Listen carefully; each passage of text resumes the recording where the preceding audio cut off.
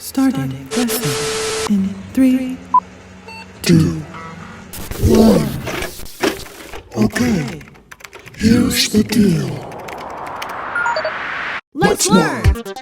In the year 20XX, a pandemic spread across the land. But when educational doors closed and communities practiced social distancing, CFI 70's language and literature teacher was still up for the challenge. Join Mr. Strother and his amazing quarantine! Read alouds, news articles, comic books, writing activities, greyhounds, kids who don't even go here, flavored water, dad jokes. You are now joining Mr. Strother's quarantine. Here we are, ballers and scholars, writing activity number 1 of quarter 4. Now, for us to do today's activity, we actually have to go into our way back machine to quarter 1, where we explored a bunch of different forms of poetry. One of the most popular forms were blackout poems. Now, blackout poems are unique because they're perfect for people who think they can't write poetry. So if you want to involve your friends or family, go ahead and share this with them and they're welcome to join. Blackout poems are great because they cover many state standards, but specifically the following 3 are what I'm looking for. Number 1, select appropriate general and specialized reference materials. Find the precise meaning of the word. And I'll show you an example of that in just a little bit. Secondly, we're going to cover RV.2.5, which is where you analyze the impact of specific word choices and tone. And lastly, we're going to cover W.4, where you apply the writing process to plan, develop, draft, revise, and rewrite, and try a new approach. And last, if I can get up there, you're going to edit to produce and strengthen your writing that is clear and coherent, with some guidance and support from peers and adults. You'll need a couple different materials though. 1, you need words, dingus! So I got a couple examples here. Here's a magazine. Just came in the mail. I'm gonna take out the pages I don't like. I found this old book about how to make paper airplanes. Maybe we'll make a poem out of it and then we'll fold it up. Got no idea, but I got plenty of time because it's quarantine time here. And then last, we have Peter Pan, but don't get upset. It's a great story, but this is a really, really bad abridged version with terrible art. So we can take out the word pages. Now, if you don't have books at home, that's okay. You can use a couple different things. 1, you can use a newspaper. Maybe you have people around you who like the dead medium of print journalism. That's cool. 2, you could use a magazine, like I had, or any other magazine that comes in the mail, or sometimes even advertisements if they have enough words in them. However, if you use a magazine, sometimes if it's very specific, then you might not have a great variety in things to make a poem out of. You can also use the internet, where you found this. Find an article, use one of our resources like Newsella, something that interests you, or any blog that you might be interested in reading, print it out, and use those words. If you like music, you can also use song lyrics. However, make sure it's school appropriate before you send me tons of stuff that'll make me lose even more of this hair. I'm gonna go take this laptop to the kitchen so I can have the help of my family, and then when I come back, I'll give you a quick reminder of what to do before next week. All right, I'm here with 2 guests, Fox and my empress, who I talk about all the time, Aubrey. So first things first, we gotta pick our poison. Where do you want to draw a page out of for your blackout poem? Any one of these work. You just need to find a good chunk of text. This one might be easier because the words are so big. So you can see this one, since it's that children's illustrated book, it has huge words on it. Flip to any page. What I usually suggest is flipping to a page and scrolling through until you see a word that stands out to you. And we'll be right back. You did 2 things. 1, you can cut out paper, or 2, you rip it out. Yes! Yes! Yes! All right. Okay. So your job first is to find any words that stand out to you and circle them. The easiest way to do that is with a pencil, but leave a lot of space around the word so that the pencil line doesn't touch the ink. So if the word... Can it be a square?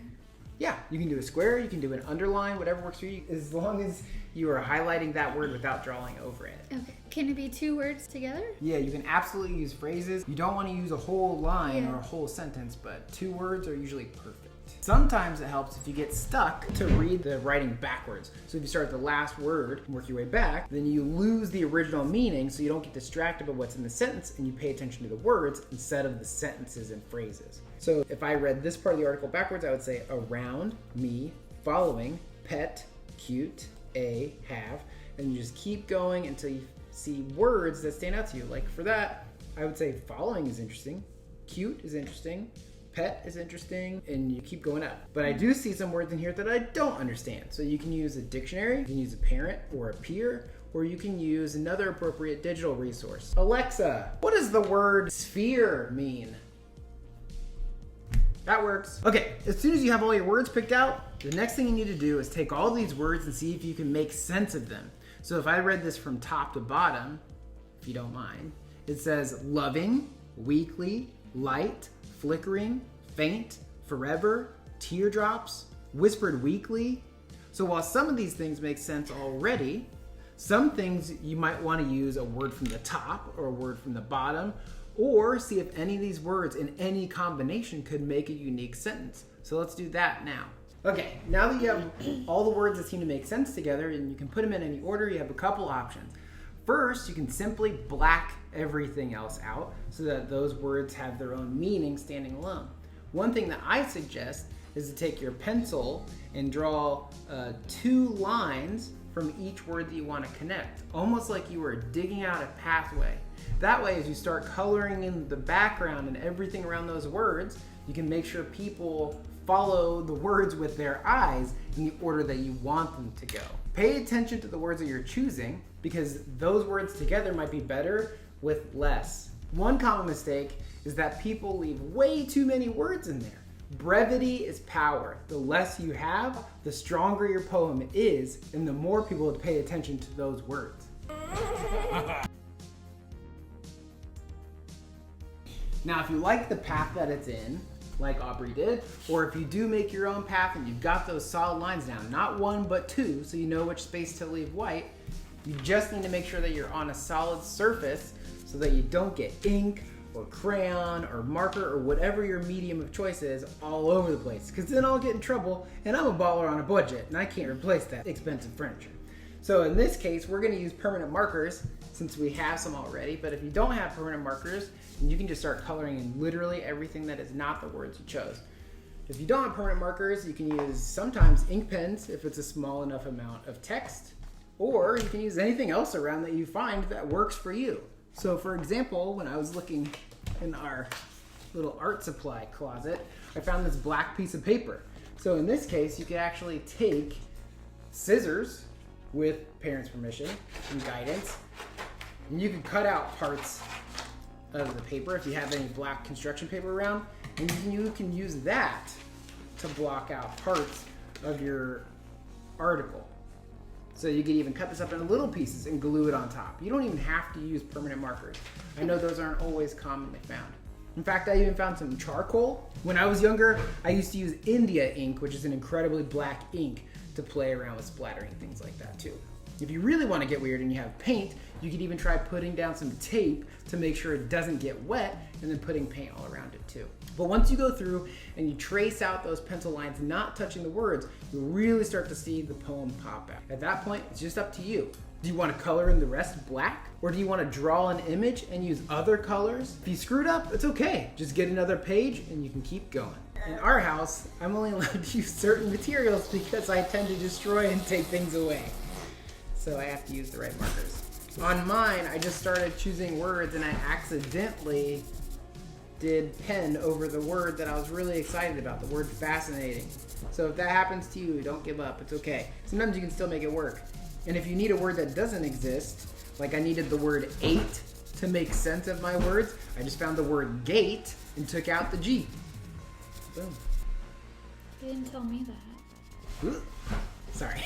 Okay, we're gonna keep coloring and then I'll check back in with you. You can pause this video if you need to. Whoa, you're done already? Mine, I'm still working on it, but since mine's about Atlantis, because that was one of the words, I might want to take mine and start making a kingdom out of it at the top. That's not a great drawing, but maybe I want to make this look like a kingdom or make this look like a giant wave crashing, and then start filling this in to make some of it represent a kingdom. It doesn't have to be just straight black. If you're feeling really artistic, then play with it. It's really fun. Okay, so I gave up on my waves. That's okay. Maybe if I tried it again, and I knew I wanted to incorporate some words, I could have planned ahead better and drawn out waves. But here's mine. If you can read that. Rising, Atlantis, cosmic evocative art. Gather essential support, teammates doomed. And then Aubrey wrote one too. Did you want to read it? You can. Does it start here? And just go down? Yep. Loving weakly, her light flickering, faint forever, teardrops whispered weakly. Fairies, dreaming of the world, the sound grew strong. The cool thing about any poem like this is that your brain writes it. The words are already here for you, but this actually describes the way your subconscious is feeling right now. So if yours looks a little dark, kind of like mine, teammates doomed, maybe you need to take a break and go outside. If it seems like it's about the resilience of these fairies' voices who seem kind of quiet, but they're growing strong, maybe that's just a cool thing about your character. All right, we did it. Hopefully that was okay because I'm recording this in the past. Time traveling is crazy. So, hopefully you learned something, you liked it, and if you didn't, that's okay. It was like 20 minutes of our time, max. So please be sure to enjoy your weekend. Make sure you're reading every day. But you know what? If you get a little burnout, you feel like your brain's overheating, just take a break. Take a break. You can revisit this later. You can do this again. Most importantly, I hope you're having fun, and I hope you're learning, and I hope you're challenging yourself. I'll see you again next week.